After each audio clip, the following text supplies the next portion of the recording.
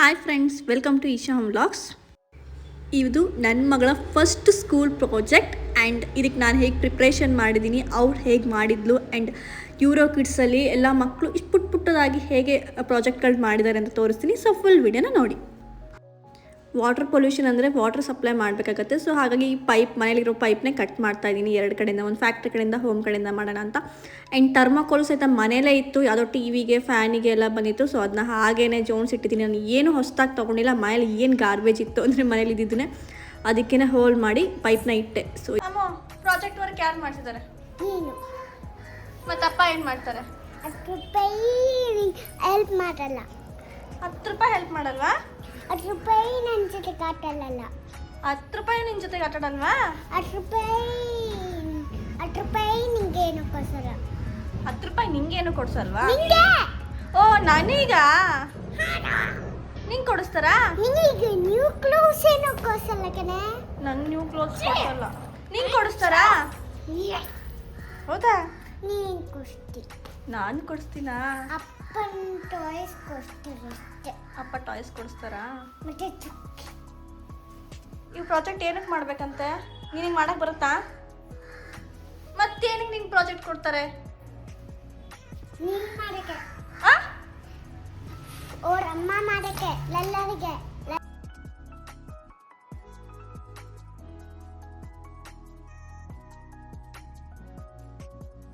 Project ಮಾಡ್ತಾ ನನಗೆ bore ಆಯಿತು. ಸೊ ಹಾಗಾಗಿ ಸಂಜೆ ನನ್ನ ಅಣ್ಣನ ಮಗಳನ್ನ ಕರ್ಕೊಬಂದೆ. ಸೊ ಇಬ್ಬರು ಇದ್ದರೆ ಪೇಂಟಿಂಗ್ ಎಲ್ಲ ಮಾಡೋಕ್ಕಾಗತ್ತೆ ಅಂತ ಅವಳು ಮತ್ತು ನಮ್ಮ ಅಣ್ಣನ ಮಗಳು ಶ್ರಾವಣಿ ಸೇರಿಕೊಂಡು ಪೇಂಟ್ ಮಾಡ್ತಾರೆ. ಸ್ವಲ್ಪ ನಾನು ಟಚಪ್ ಕೊಡ್ತಿದ್ದೀನಿ ಅವರಿಬ್ಬರು ಮಾಡಿದ್ದನ್ನ.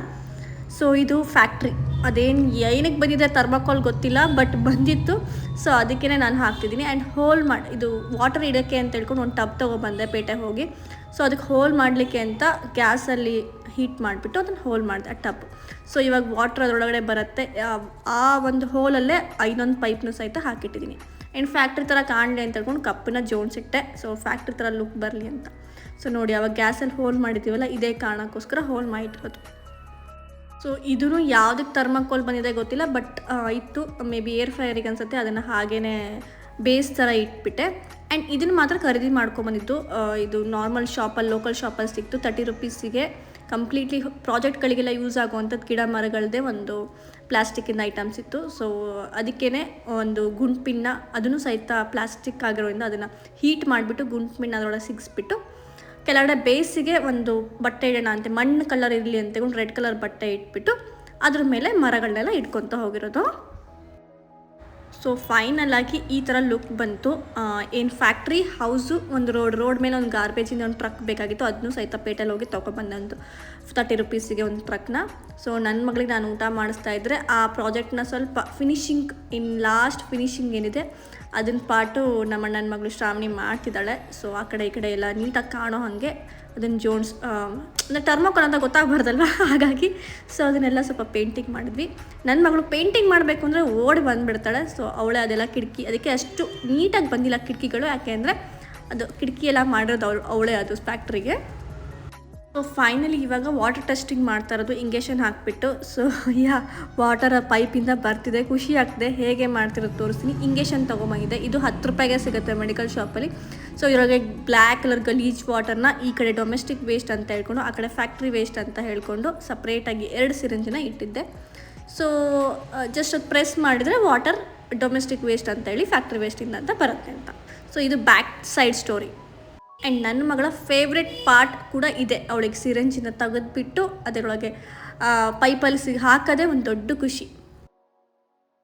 So she is literally enjoying it. ಈ ಪ್ರಾಜೆಕ್ಟಲ್ಲಿ ಅವಳಿಗೆ ತುಂಬ ಇಷ್ಟವಾಗಿರೋದು ಕೆಲಸ ಇದೆ. ಸೊ ಈ ಟಬ್ಬಲ್ಲಿ ಗಲೀಜ್ ವಾಟರ್ನ ಸಿರಿಂಜ್ ಅಂತ ಹಾಕೋದು. ಹೆಂಗೆ ನಗಿದೆ ಅಮ್ಮ? ಏನಕ್ಕೆ ಅದು ನಗು? ಪ್ರಾಜೆಕ್ಟ್ ಚೆನ್ನಾಗಾಯ್ತು ಅಂತನಾ? ಅಲ್ಲ, ನೀ ಇಂಜೆಕ್ಟ್ ಮಾಡೋಕ್ಕೆ ಹ್ಯಾಪಿ ಆಗ್ತಿದ್ಯಾ?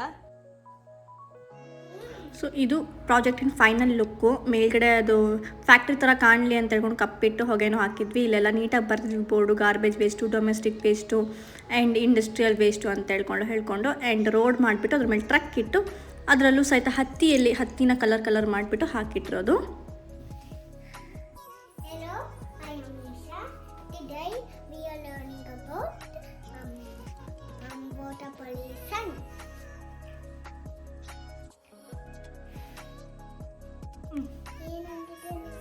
This is house of this factory. This is house. This is factory. This is garbage. This is watching the cloth clothes. I will show how water polluted. First, clean water. Now I will show how water polluted. I will show how is it. Akla. First ಒಂದಕ್ಕೆ ಹಾಕು ಫಸ್ಟಿಗೆ ಒಂದಕ್ಕೆ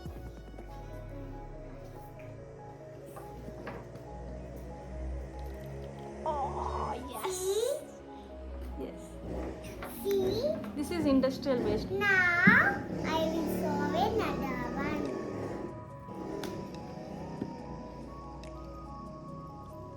Can you see it? I will show it again. I will show it again.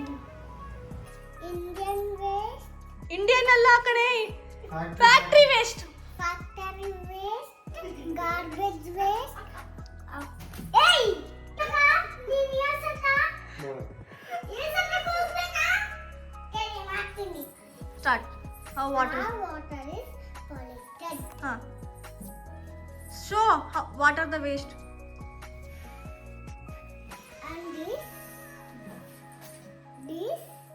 This is domestic waste. ಹೇಳಿ domestic. is domestic waste. ಹಾಂ. This is hey illodu Sony. This is factory waste. This is garbage waste. Cloth. Animal waste. Animal waste. Animal waste. Now I will show illodu.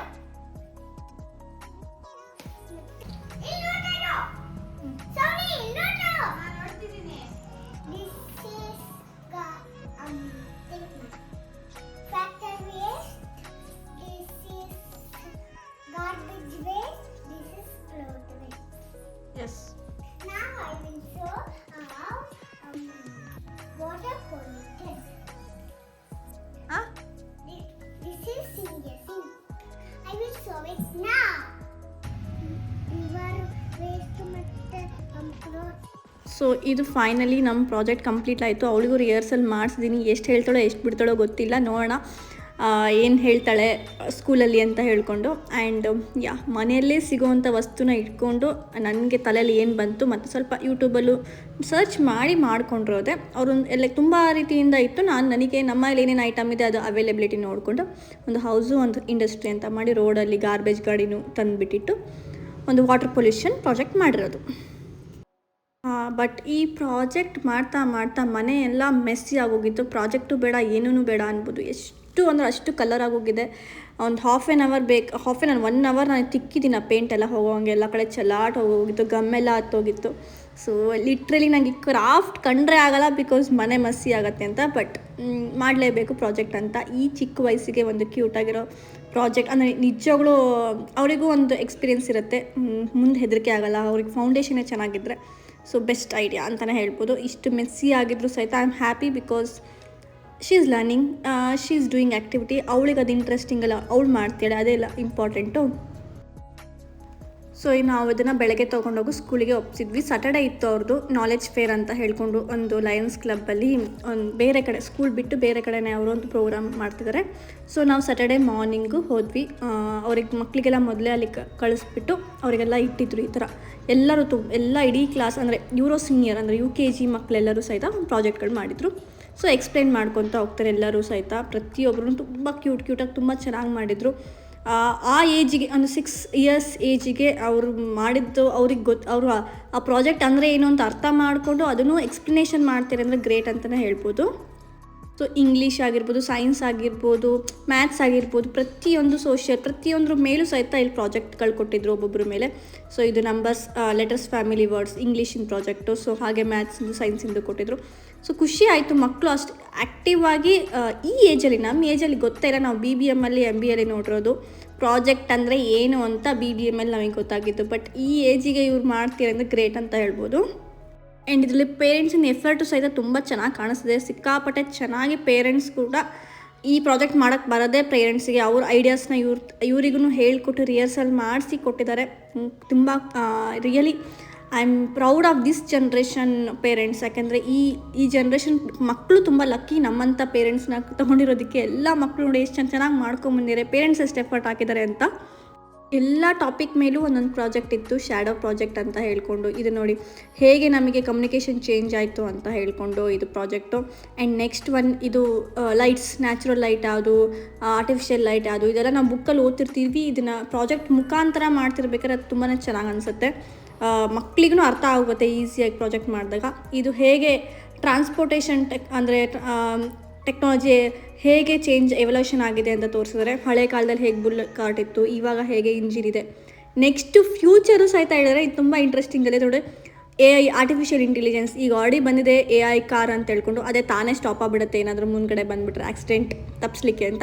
So ಇದನ್ನು ಸಹಿತ include ಮಾಡಿದರೆ ಈ ಮಕ್ಕಳಿಗೆ ಇಷ್ಟೊಂದು ನಾಲೆಜ್ನ ಈ ಸ್ಕೂಲಿಂದ ಆಗಿರ್ಬೋದು, ಪೇರೆಂಟ್ಸಿಂದ ಆಗಿರ್ಬೋದು, ಟೀಚರ್ಸಿಂದ ಆಗಿರ್ಬೋದು ಸಿಗ್ತಿದೆ ಅಂದ್ರೇ ತುಂಬ ಖುಷಿ ಆಗುತ್ತೆ. ಯಾರು ಕಡಿಮೆ ಯಾರು ಜಾಸ್ತಿ ಅನ್ನೋ ಹಾಗೆ ಇಲ್ಲ. ಅವ್ರಿಗೆ ಯಾವ ಟಾಸ್ಕ್ ಯಾವ ಪ್ರಾಜೆಕ್ಟ್ ಕೊಟ್ಟಿದ್ರು ಅದನ್ನು ತುಂಬ ಚೆನ್ನಾಗಿ ಅಚ್ಚುಕಟ್ಟಾಗಿ ಮಾಡಿದ್ದಾರೆ. ಸೊ ಅದನ್ನು ಚೆನ್ನಾಗಿ ಎಕ್ಸ್ಪ್ಲನೇಷನು ಮಾಡ್ತಾಯಿದ್ರು ಎಲ್ಲ ಮಕ್ಕಳು ಸಹಿತ. ಈಗ ಜಸ್ಟ್ ಅವ್ರಿಗೆ 6 ಇಯರ್ಸು, UKG. ಸೊ ಈ ಏಜಲ್ಲೇ ಅವ್ರು ಇಷ್ಟೊಂದು ಎಕ್ಸ್ಪ್ಲನೇಷನ್ನು ಜನರ ಮುಂದೆ ಹೇಳೋದು ಕಲ್ತರು ಅಂದರೆ ನೆಕ್ಸ್ಟ್ ಅವರಿಗೆ SLC ಆಗಿರ್ಬೋದು, PUCಯಲ್ಲಿ ಆಗಿರ್ಬೋದು, ದೊಡ್ಡ ದೊಡ್ಡ ಸ್ಟೇಟ್ ಮಟ್ಟಕ್ಕೆಲ್ಲ ಹೋಗಬೇಕು ಅಂದರೂ ಸಹಿತ ಫೌಂಡೇಶ್ನಲ್ಲೇ ಒಂದು ಕಾನ್ಫಿಡೆನ್ಸ್ ಸಿಕ್ಬಿಡುತ್ತೆ ಅವರಿಗೆ. ಆರಾಮ್ಸೆ ಅವರು ಲೈಫಲ್ಲಿ ಸರ್ವೈವ್ ಆಗ್ಬೋದು. ಅಂದರೆ ನೆಕ್ಸ್ಟ್ ಏನೇ ಅವ್ರು ಹೆದರ್ಕೊಂಡೇ ಸರ್ವೈವ್ ಆಗ್ತಾರೆ ಅನ್ನೋದು ನಂಬಿಕೆ. ನಮ್ಮ ಟೈಮಲ್ಲೆಲ್ಲ ನಾವು ಅಳ್ಕೊತ ಒಂದು ಕಡೆ ಕೂತ್ಕೊಂಡಿದ್ದೆ ನಮಗೆ ನೆನಪು. ಚೈಲ್ಡ್ಹುಡ್ ಅಂದರೆ ಈ ಥರ ಆ್ಯಕ್ಟಿವ್ ಆಗಿ ಧೈರ್ಯವಾಗಂತೂ ನಾವಿರಲೇ ಇರಲಿಲ್ಲ. ಆಲ್ಮೋಸ್ಟ್ ನಮ್ಮದೆಲ್ಲ ಚೈಲ್ಡ್ಹುಡ್ ಹಾಗೆ ಕಳೆದೋಗ್ಬಿಟ್ಟಿದೆ. ಸೊ ಐ ಆಮ್ ಹ್ಯಾಪಿ ಈ ಜನ್ರೇಷನ್ ಕಿಡ್ಸ್ ಸ್ಮಾರ್ಟ್ ಆಗೂ ಇದ್ದಾರೆ, ಅವ್ರ ಪೇರೆಂಟ್ಸು ಅಷ್ಟೇ ಎಫರ್ಟ್ ಆಗ್ತಿದ್ದಾರೆ. ಐ ಆಮ್ ಅಂದರೆ ನಾನು ಪೇರೆಂಟ್ ಅಂತಲ್ಲ, ನನ್ನ ಜನ್ರೇಷನಲ್ಲಿರೋ ಎಲ್ಲ ಕಲೀಗ್ಸ್ ಪೇರೆಂಟ್ಸ್ನು ನೋಡ್ತಾ ಇದ್ದೀನಿ. ತುಂಬ ಚೆನ್ನಾಗಿ ಮಕ್ಕಳಿಗೆ ಎಫರ್ಟ್ ಹಾಕಿ ಬೆಳೆಸ್ತಿದ್ದಾರೆ. ಓದೋ ವಿಚಾರ ಅಕಾಡೆಮಿಕ್ ಆಗಿರ್ಬೋದು, ಅಕಾಡೆಮಿಕ್ ವಿಚಾರದಲ್ಲಾದರೂ. ಸೊ ಇದು ಸೀಸನ್ಸು. ಬರೀ ಬುಕ್ಕಲ್ಲಿ ಓದಿದ್ರೆ ನಮಗೆ ಅರ್ಥ ಆಗೋಲ್ಲ ನೋಡಿ. ಈ ಥರ ಪ್ರಾಜೆಕ್ಟ್ ಎಲ್ಲ ಮಾಡಿ ತೋರಿಸಿದ್ರೆ ಮಕ್ಕಳಿಗೆ ಚೆನ್ನಾಗಿ ಅರ್ಥ ಆಗುತ್ತೆ. ಸೊ ಇದು ವಾಟರ್ ಸೈಕಲ್ಲು, ಸೊ ಹೇಗೆ ಸೀಡ್ಲಿ ಆಗುತ್ತೆ ಅಂತ ಹೇಳ್ಕೊಂಡು, ಟ್ರಾಫಿಕ್ ಸಿಸ್ಟಮ್ ಏನಿದೆ ಅದನ್ನೂ ಮೇಲೆ ಪ್ರತಿಯೊಂದು ಟಾಪಿಕ್ ಮೇಲೂ ಸಹಿತ ಅವರು ಒಂದು ಪ್ರಾಜೆಕ್ಟ್ಗಳು ಮಾಡಿದ್ದಾರೆ. ಸೊ ಇದು ಫ್ಲೋಟ್ ಆ್ಯಂಡ್ ಸಿಂಕ್, ಯಾವ ವಸ್ತು ನೀರಲ್ಲಿ ಫ್ಲೋಟ್ ಆಗುತ್ತೆ, ಯಾವುದಾದ್ರು ವಸ್ತು ಸಿಂಕ್ ಆಗುತ್ತೆ. ಸೊ ಈ ಏಜಲ್ಲಿರೋ ಮಕ್ಕಳಿಗೆ ಅದನ್ನು ಈ ಥರ ಪ್ರಾಜೆಕ್ಟ್ ಮುಖಾಂತರ ಹೇಳಿಕೊಟ್ರೆ ಸೊ ಅವ್ರಿಗೆ ನಿಜವಾಗ್ಲೂ ನೀಟಾಗಿ ತಲೆಯಲ್ಲಿ ಹೋಗುತ್ತೆ. ರೆಸ್ಪಿರೇಟರಿ ಸಿಸ್ಟಮಿಂದ ಇರ್ಬೋದು, ಸರ್ಕ್ಯುಲೇಟರಿ ಸಿಸ್ಟಮಿಂದ ಹಿಡಿದು ಡೈಜೆಸ್ಟಿವ್ ಸಿಸ್ಟಮ್ ಇದು. ಸೊ ಪ್ರತಿಯೊಂದ್ರ ಮೇಲೂ ಸ್ಕೆಲಿಟನ್ ಸಿಸ್ಟಮ್ ಎಲ್ಲದ್ರ ಮೇಲೂ ಸಹಿತ ಪ್ರಾಜೆಕ್ಟ್ ಇಟ್ಟಿದ್ರು. ಆ ಮಕ್ಕಳಿಗೂ ಸಹಿತ ಅದ್ರ ಮೇಲೆ ಚೆನ್ನಾಗಿ ಗ್ರಿಪ್ ಸಿಕ್ಬಿಡುತ್ತೆ. ನೆಕ್ಸ್ಟ್ ಅವ್ರಿಗೆ ಹೆದರಿಕೆ ಆಗೋದಿಲ್ಲ, ಎಲ್ಲ ಆರಾಮ್ಸೆ ಗೊತ್ತಾಗೋಗುತ್ತೆ. ನನ್ನ ಮಗಳು ಫಸ್ಟಿಗೆ ಎಕ್ಸ್ಪ್ಲನೇಷನ್ ಮಾಡಬೇಕಾದ್ರೆ ಸ್ವಲ್ಪ ಹೆದರ್ಕೊಂಡ್ಳು.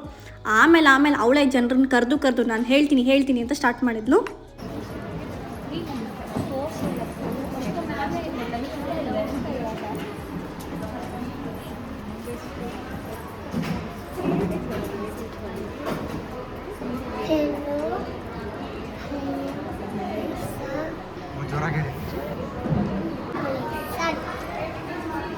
ಕೈಲಿಟ್ಕೊ ಮೈಕು, ನೀನೇ ಹೇಳು ಜೋರಾಗಿ. ಕೇಳ್ಬಿಡಪ್ಪ.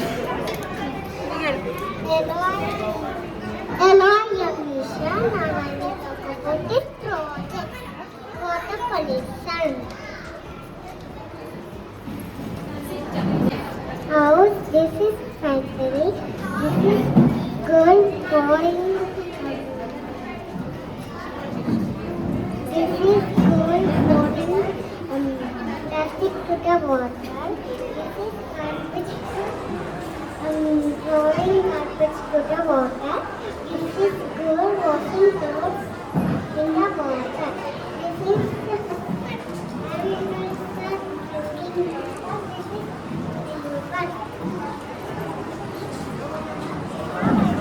now I will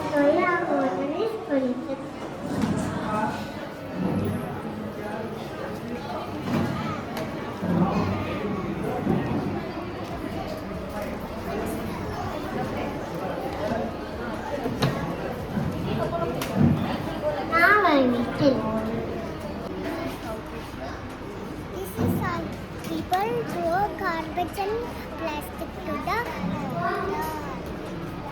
Very good. You should not put garbage and plastic to the water. We need water to live. Please put the we need water, so don't pour garbage to the water. Thank you.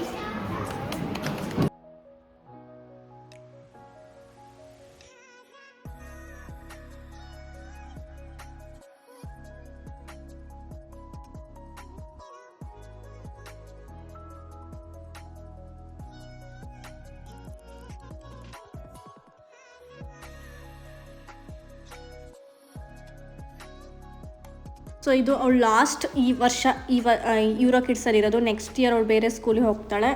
ಈಗಲೇ ಚಿಂತೆ ಆಗೋಗಿದೆ next school ಹೇಗಿರುತ್ತೋ, ಅವಳು ಹೇಗೆ adjust ಆಗ್ತಾಳೋ ಇಲ್ಲೋ ಅಂತಕೊಂಡು. ಈ school ಅಂತೂ ತುಂಬ ಚೆನ್ನಾಗಿ ಮಕ್ಕಳಿಗೆ ಆ್ಯಕ್ಟಿವಿಟೀಸ್ ಮಾಡಿಸ್ಕೊಂಡು, ಮಕ್ಕಳು ನಾವು ಮನೇಲಿ ಹೇಗೆ ಬೆಳೆಸ್ತೀವಿ ಹಾಗೇ ಮಕ್ಕಳನ್ನ ತುಂಬ ಚೆನ್ನಾಗಿ ಕೇರ್ ತೊಗೊಂಡು ಬೆಳೆಸಿದ್ದಾರೆ. ಆ ಮ್ಯಾಮ್ ಆಗಿರ್ಬೋದು, ಸರ್, ನಾನು ಬಿಗ್ ಥ್ಯಾಂಕ್ಸ್ ಹೇಳಬೇಕು ಅವರಿಗೆ.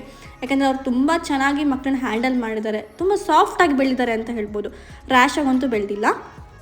ಈ ಏಜಿನ ಮಕ್ಕಳು ತುಂಬ ಕಿರಿಕಿರಿ ಮಾಡ್ತಾರೆ, ತುಂಬಾ ಹಠ ಮಾಡ್ತಾರೆ. ಅಂಥ ಮಕ್ಕಳನ್ನ ಒಂದು ಡಿಸಿಪ್ಲೀನ್ ಮ್ಯಾನರ್ಸಲ್ಲಿ ಚೆನ್ನಾಗಿ ಆ್ಯಕ್ಟಿವಿಟಿ ಲೈನಲ್ಲಿ ಸ್ಮಾರ್ಟಾಗಿ ಕರ್ಕೊಂಬಂದಿದ್ದಾರೆ ಅಂತ ಹೇಳ್ಬೋದು. ನನ್ನ ಮಗಳು ಇಲ್ಲಿ 4 ಇಯರ್ಸ್ ಇದ್ಲು, ತುಂಬ ಚೆನ್ನಾಗೇ ಮಾಡಿದಾಳೆ. ಇದು ಸೆಂಡ್ ಆಫ್ ಆಗಿತ್ತು ಲಾಸ್ಟ್ ಅವ್ರದ್ದು ಈ ಸ್ಕೂಲ್. ಸೊ ಹಾಗಾಗಿ ಅವ್ರಿಗೆ ಸ್ವಲ್ಪ ಗೇಮ್ಸ್ ಆಡಿಸಿ ಡ್ಯಾನ್ಸು ಮಾಡಿಸ್ಬಿಟ್ಟು ಕೇಕೆಲ್ಲ ಕಟ್ ಮಾಡಿಸಿ ಕಳಿಸ್ತಾ ಇದ್ದಾರೆ.